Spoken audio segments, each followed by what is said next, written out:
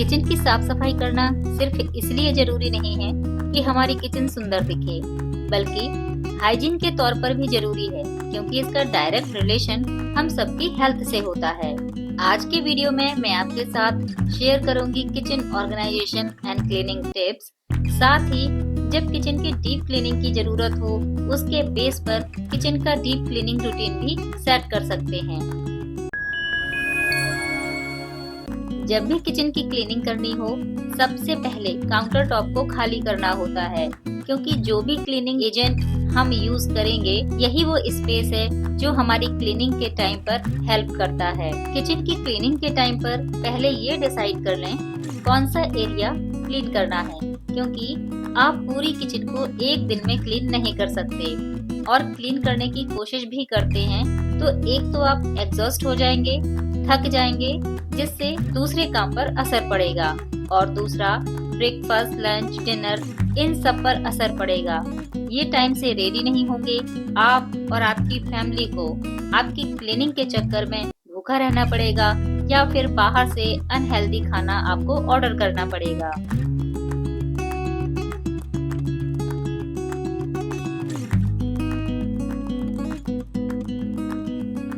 Kitchen के जो cabinets होते हैं, विंडोज होते हैं, उनको तो आप क्लीनिंग डस्टर या मॉप से उनकी लेंथ बढ़ाकर क्लीन कर लेते हैं, लेकिन जो इनके हैंडल्स होते हैं, उनको क्लीन करने के लिए हमें किसी चीज का सपोर्ट लेकर इन तक पहुंचना होता है, और तभी ये हैंडल क्लीन हो सकते हैं। इन पर बहुत सारी स्टिकीनेस होती है, जिसे क्लीन करना बहुत ही जरूरी है।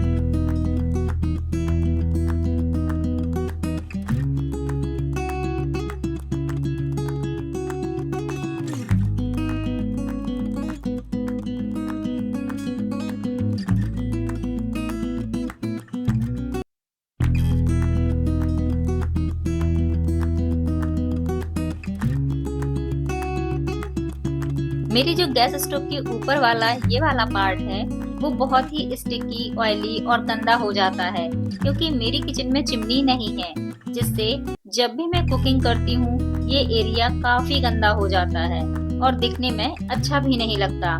तो मैं 15 दिन में एक बार उसको क्लीन कर लेती हूँ। किचन में जो गैस स्टोव के आसपास वाला जो एरिया है, उसकी क्लीनिंग भी जरूरी है, लेकिन मैं उसको क्लीन करने के लिए कोई केमिकल बेस्ड क्लीनर का यूज नहीं करती हूँ।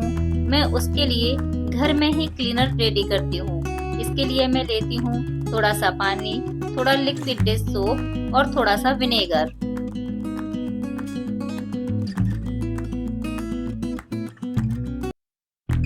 और जो किचन का टाइल्स वाला एरिया है, उसको भी मैं इसी क्लीनर से क्लीन करती हूँ।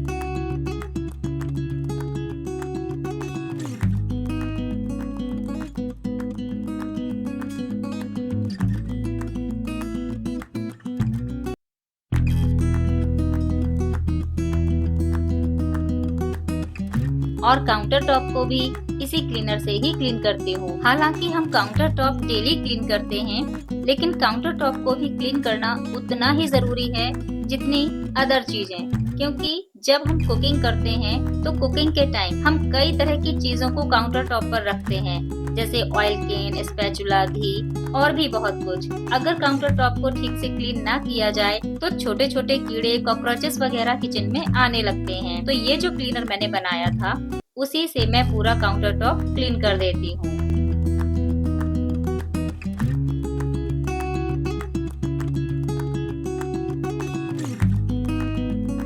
साथ ही आपके किचन में जो स्विच बोर्ड लगे हुए हैं, उनको भी बहुत ही ध्यान से क्लीन करना है।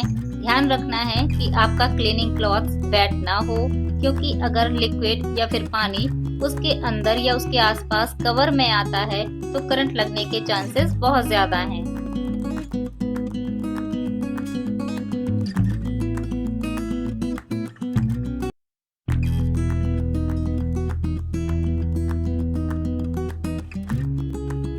मेरी तरह अगर आप भी प्लास्टिक डिश रैक का यूज करते हैं, तो आपको अंदाजा होगा कि किस हद तक ये बहुत जल्दी खराब और गंदी दिखने लगती है, क्योंकि उसके ऊपर हार्ड वाटर स्टेन्स लग जाते हैं। क्योंकि बर्तन धोने के बाद जब हम बर्तनों को इसमें रखते हैं तो ये लॉन्ग टाइम तक पानी के कांटेक्ट में रहती है, जिससे ये कुछ इस तरह से वाइट वाइट दिखने लग जाती है। तो मैं इसको भी वीकली स्क्रबर की हेल्प से क्लीन कर लेती हूँ।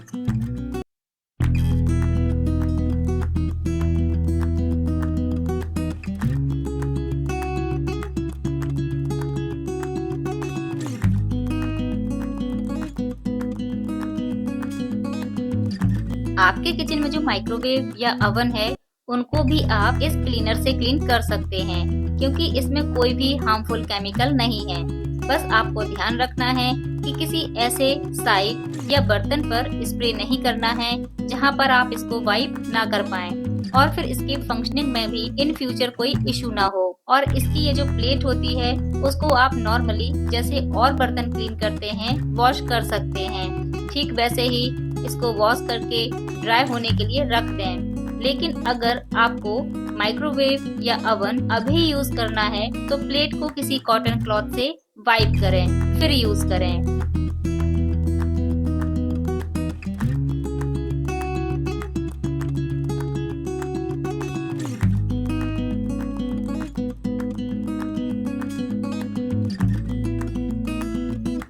किचन की क्लीनिंग एक टाइम टेकिंग प्रोसेस है, तो इस दौरान आपको एग्जॉस्ट नहीं होना है। आपको अपना एनर्जी लेवल मेंटेन रखना है।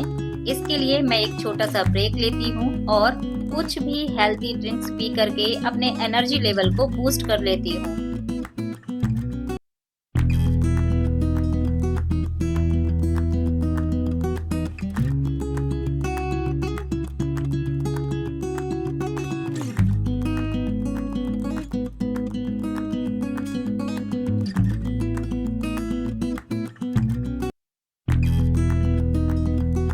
और अब बारी है किचन काउंटर टॉप को ऑर्गेनाइज करने की।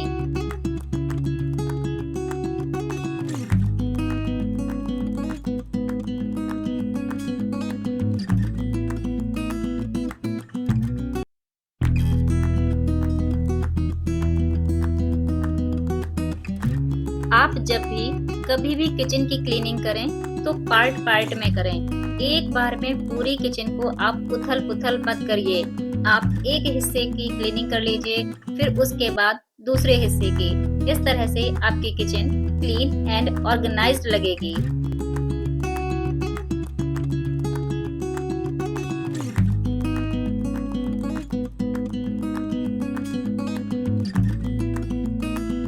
और फिर आपको इसकी डीप क्लीनिंग के लिए एक्स्ट्रा टाइम भी नहीं देना होगा।